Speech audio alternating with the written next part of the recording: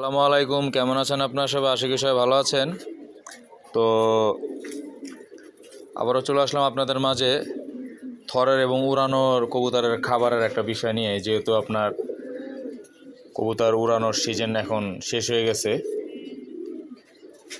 মোটামুটি অনেকে এখন উড়াইতেছে, অনেকে আবার উড়ানো বন্ধ রাখছে। তো আমি এখন আপাতত উড়ানো বন্ধ বলতে কি, দেখা যায় হঠাৎ ছাড়ি কবুতরগুলো, দুপুরবেলা ছাড়ি বা 12টা-1টার দিকে ছাড়ি, ছেঁড়া কবুতরগুলো উড়াই।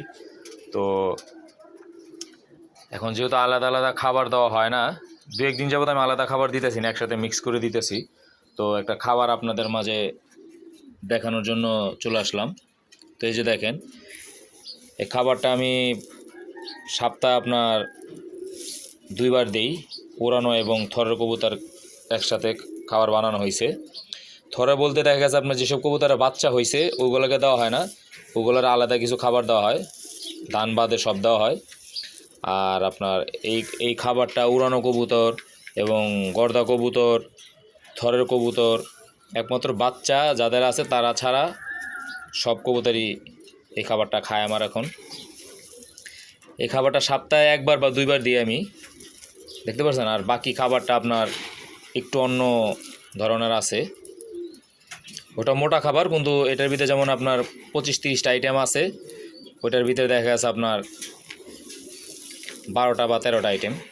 এটাতে সব ধরনের গুঁড়া খাবার মিক্স করা, দেখতে পাচ্ছেন সব ধরনের গুঁড়া খাবার আছে, যে দেখেন সব ধরনের গুঁড়া খাবার। তো কে কীভাবে খাবার এখন যেহেতু শীত চলে গেছে খাওয়াইতেছেন অবশ্যই সবাই কমেন্টে জানাবেন। আর আমার থরের কবুতরগুলোর জন্য দোয়া করবেন। তো আজকে বৃহস্পতিবার হাট গেছে আপনার, আমি হাটে যাই, যখন আমার মোবাইলটা ওপেন করি দেখি যে আমার মোবাইলটা বন্ধ, চার্জ ছিল না, আমার খেয়াল ছিল না। তো আমি হাটের ভিডিওটা করতে পারি নাই। তো হাটের থেকে একটা কবুতর আমি কিনছি, আপনাদের দেখাবো আমি কালকে। আজকে আমি দেখাইলাম না আপনাদের, ঠিক আছে?